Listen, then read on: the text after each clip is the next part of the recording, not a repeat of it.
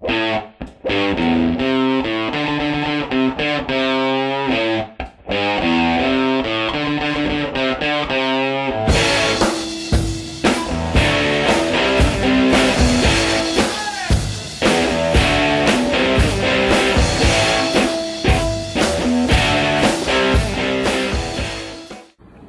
Code Puddlers, to the second Hawkcast from Code Puddle. My name's Eric, and joining me today is Hawkeye Kane. Hello. And today we're going to talk about the Seahawks. We've been planning on doing this for a while, but we've been kind of stepped away for the summer, and we're back with a vengeance, and we're gonna start doing this on a regular schedule. You should expect a podcast from us Sunday night. Monday night. Yeah, hopefully Monday night. Depending on the Lays factor. We want to be there Monday factor and everything else. So we want to be there Monday night so that we're not too far away from the game. But Monday night actually might be good because there'll be the Monday night game too, and maybe we could talk about that too. And yeah, so there'll be more games actually done. We can kind of go over that too. But we want to talk about the Seahawks. We're going to do it every week. We'll talk about the game that just happened, injury reports, stats, how we feel about what's going on. And maybe reference a little bit in the league too to kind of see what our competition's all about. But exciting stuff going on with the Hawks. We want to get right into it here. So the first thing I think I'm going to ask you what you thought about this last game that we played Sunday. The first game, 28-zip. Yeah, it's pretty hard to walk away from that game and not just get excited out of your mind.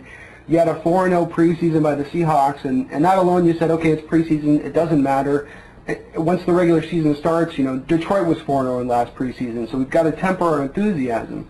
With that said, though, you come out and you get a big, victory now in opening week, and not just a big victory, but a shutout, and the offense looks dominant once it gets up and running, and you really have to try to, temper your hopes.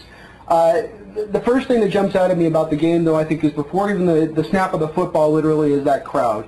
I think that they on the telecast they try to talk about it being the harmonics of the place and how the sound rolls around in there, and some of those things don't stop, do they? They just keep going. Right. I mean, and some of those things may be true, but at the end of the day, these fans know when to yell, they know when to scream, and they scream out of their mind loud. It has such an effect on the field, and it did in the Kingdom, and it does here, and it does over at Husky Stadium when that team is good. It's an effect that is palpable against the other team. I mean, the crowd got into the heads of those offensive linemen. It caused them to not only false start, but it caused them to, not even be able to snap the ball. Warner at one point couldn't even snap the ball. He's screaming at his man. He has to call a timeout because the guy just would not snap it. So, but beyond all else, I don't know if you give them the MVP award for the game or not, but I was really happy to see them come back this year after last year being as bad and be just as loud and be just as vicious against the home team. But what do you think Warner, or do you think Bulger? You said Warner in the thing. Oh, did I say Warner? Oh, yeah, I meant Bulger. Same quarterback. Yeah, exactly. Frail, older. Now, Bulger was, he was running for his life. The guy's a smart quarterback. I referenced in my article that I think he's the Iraq of the NFL. He's basically just been constantly bombarded, and all that's left is ruins. And so he's smart enough to know how to run the other way from a bomb, and he threw the ball away a ton. He got rid of it when he was getting knocked down a lot. Our defense was all over him, and they used that crowd noise, but they also used a kind of a swarming, get-after sensibility that we haven't seen for the last couple of years out of that defense. Well, and they also got, they I thought did a real good job. I mean, the Rams we play every year. They know what it's like to play in Safeco, Quest. But Warner Ball, I'm making mistakes. Yeah, I know. But it is really, really loud, and all the announcers and all that stuff, they always comment on it.